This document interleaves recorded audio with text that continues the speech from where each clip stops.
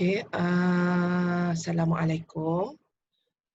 Ini penerangan cikgu untuk soalan yang melibatkan ada sudut diberi. Okey, sebab cikgu dapat pertanyaan daripada Wan. Jadi cikgu terangkan lagi sekali dalam bentuk video untuk memberikan kefahaman kepada semualah untuk buat rujukan. Okey, untuk soalan nombor 1 ni, dia bagi tahu sin X sama dengan P, di mana sudut X adalah di antara 0 hingga 90 darjah.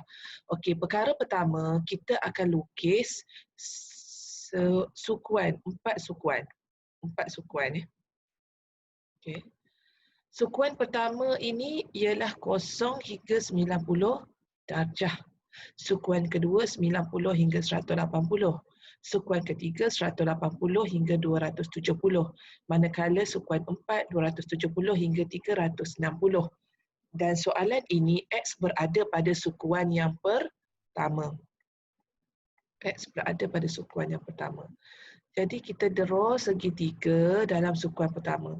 Segitiga yang kita draw mestilah berpaut pada paksi X. Standard lah yang melentang ni kita panggil dia paksi X. X ni berada di sini. Sudut X. Bila dia kata sin X sama dengan P, untuk sin, formula dia setentang bahagi hipotenus. So setentang dia P, hipotenus dia 1.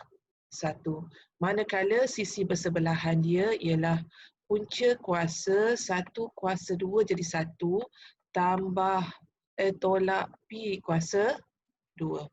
Kita gunakan teorem Pythagoras.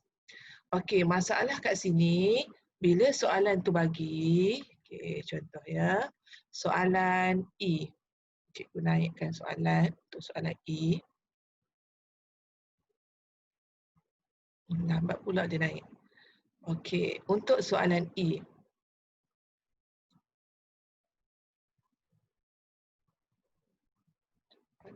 Okey. Untuk soalan E, dia bagi 90 tolak X. 90 tolak X bermaksud, okey, sukuan ni sebenarnya setiap sukuan nilai dia 90. Setiap sukuan ni 90. Jadi 90 tolak X, ini X. 90 tolak X ni bahagian yang sebelah atas yang tinggal. Ni. Mana 90 tolak X? Kat sini 90 tolak X. Ni ialah 90 tolak X. Alamak. 90 darjah tolak X. Okey. Ini kawasan 90 tolak X. So panjang dekat sini berapa? Samalah dengan yang bawah ni yang bertentangan, iaitu punca kuasa 1 tolak P kuasa 2. Panjang sisi yang ni P. So kalau dia nak sin 90 darjah tolak X, maksudnya dia merujuk pada sudut ni. Sin sudut ni apa dia? Setentang bahagi hipotenus. So kita akan dapat setentang dia punca kuasa 1 tolak P kuasa 2 bahagikan dengan hipotenus kita 1. Jadi inilah jawapan dia. Samalah juga untuk cari cos dan tan bagi sudut-sudut yang ada 90 darjah, ada operasi tolak dengan sudut. Okay. Bagi soalan yang melibatkan tanda positif negatif. Okay, sebagai contoh soalan K dan soalan L. Okey. X dia, pada mulanya X dia yang standard, X tu duduk kat sini, betul? X kat sini, sudut dia, segitiga dia. So, bila dia kata cos negatif X, apa berlaku? Dia duduk sudut yang bertentangan kepada sudut yang kita lukis. So, segitiga ni akan dipantulkan ke bawah. Segitiga ni dipantulkan pula ke bawah. Macam tak cantik lah pula. Tebalkan sikit lah. Dia punya garisan dia. Okey.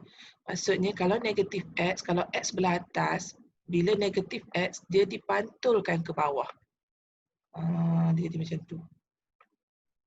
Kita pantulkan. So, sudut dekat sini sebenarnya ialah negatif X darjah. Di mana sisi sini masih lagi P, panjang dia punca kuasa 1 tolak P, manakala hipotenus dia ialah 1. Jadi nak cari cos negatif X, cos bagi sudut ni. Okey, cos bagi sudut ni mestilah sebelahan bahagi hipotenus. So kita dapat punca kuasa sebelahan sudut X tu ialah 1 tolak P kuasa 2. Tapi sebelum ni cikgu dah bagi tahu, kalau dia duduk dekat sukuan yang keempat, apa yang positif? Kita ingat, all, sin, tangent, cos. Okey, boleh tak nilai kat sini positif? Boleh, sebab dia berada pada sukuan yang keempat di mana nilai cos akan dapat nilai positif. So nilai jawapan dia, walaupun dia terpantul ke bawah, tapi kita dapat nilai positif. Okay, kalau sin pula, okay, tengok sin. Kalau sin negatif X, ni negatif X. Sin negatif X, P per 1. Okay, kita dapat P. Sin tu adalah P per 1 setentang bagi hipotenus. Tapi kita tentukan pula nilai dia positif atau negatif. Sebab ini berada di sukuan yang keempat, hanya cos sahaja yang positif. Maka jawapan akhir bagi K ialah negatif B. Okey Wan, cikgu harap dapat membantu untuk awak menyelesaikan tugasan. Okey, terima kasih.